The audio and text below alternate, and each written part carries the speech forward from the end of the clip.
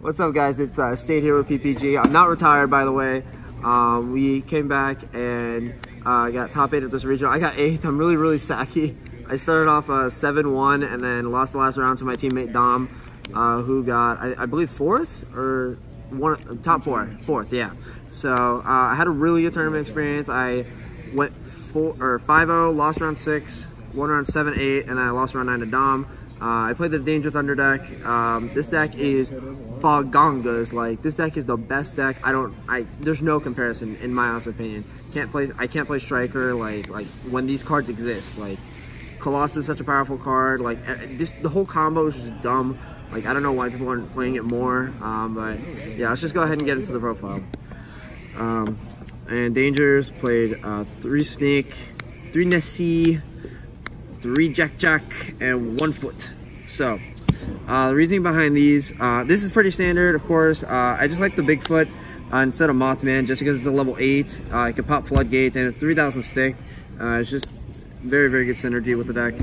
And then the Thunders, of course, the best Thunder in this particular deck, 3 Thunder Dragon. This card is too clean with Seconds Light, being able to shuffle back without you shuffling an actual engine card or a combo starter.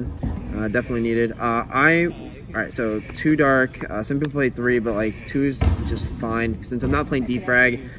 What's a little bit interesting about my build, I decided to play 2 Roar and 1 Hawk.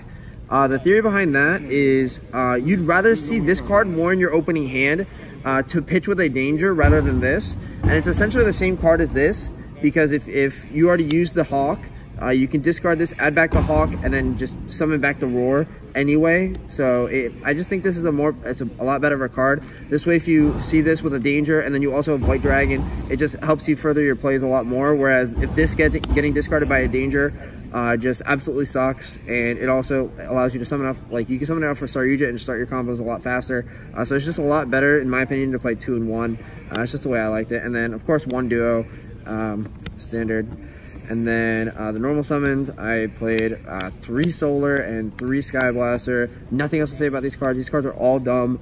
Definitely would not want to play any less. I never clunked with them. Each of them did what they needed to do. No explanation there. And then Chaos Monsters, 3 White Dragon and 2 Black Dragon. I actually was playing 3 of this for a good amount of time, but just seeing multiple of this kind of sucks, and I had to fit in a few cards and also to cut down the deck. I was playing like 42 cards, so I just want to make it a standard clean 40 for this event, and it definitely performed well. No complaints about this ratio here. And then 2 Levineer, and then the Spice, the prize card. This card is unrealistic. I absolutely love this card. I wouldn't want to play a 3rd Levineer just for the fact that like I'd see multiple, but this card is just so dumb. It allows you to add any banished dragon in the scale, and it destroys itself, puts it in an extra deck, and then you can summon it from your extra deck by banishing a Light and Dark. And its actual on-field effect is actually just dumb, because it sends cards on the grave on your side of the field, every card possible to your graveyard, by paying half your life points, and then except from the extra monster zone, and it sends the same amount of cards on your opponent's side of the field, and it doesn't target, and they take 300 for each. So that effect actually comes up against the Mirror, where you just get rid of Colossus, get rid of Heart Red that's already been used, and it just allows you to go for game and clear boards a lot easier. Definitely worth it in my opinion. And then the other dragons, Eclipse Wyvern, D-Bolos, and then I'm playing the Goliath package. I just think this is still really good. It's an auto win almost against Salad. The Mirror, it's really good, and then it doesn't do anything against Striker, so it gets sided out. But it still can do something against Striker if they just don't open Widow and you hit all their cards out of their hand. And then of course 3 Pot of Greed. Of course, this card is just dumb. 40 card main, extra deck, the Guard Dragons. I didn't play Pitsy for the sole fact that I didn't test with it enough. I know, like, I talked to Aaron McInnes and my boy Ed about the deck a few days ago, and they've been preaching Pitsy, but like I was testing it for a little bit for the little time I had before the event, and I just couldn't like memorize it. And also, like, when I played with it, it didn't come up as much and it didn't do enough for me. So instead, I actually just played Borreload, just like for being safe. And this card actually came up like 3 or 4 times today. It was really broken. So yeah, I wouldn't change the extra deck at all regarding that. Repro and Summon Historic. Shout out to Joe for the the winning Sork he gave me. Let's see, Phoenix Unicorn, standard Link Spider for the Sky Blaster, 2 YuGiOh, it's all for the Links, 2 Colossus. I had to make room for, I mean, I honestly can't see room because you're playing the Dark Matter package. You can't max out on this card, in my honest opinion. You can cut Borreload because that's like the only real flex spot. I just couldn't. 2 was fine and never needed the 3rd throughout the entire event. Hot Red, I decided to play it over Crystal Wing because it's just, it has a lot more versatility against other matchups, and especially at a regional where you can see anything. I'd rather just be safe and sorry and play the more versatile card. And then the Dark Matter package. And then the side deck, 5 3-ofs, 3 Pranker Tops. More generic than Denko. I just felt like this card is just a blowout against Oakhurst, against Sky, against Salad. This is a lot better than Twin in Salad. Hence why I just maxed out on it. This card's just dumb, in all honesty.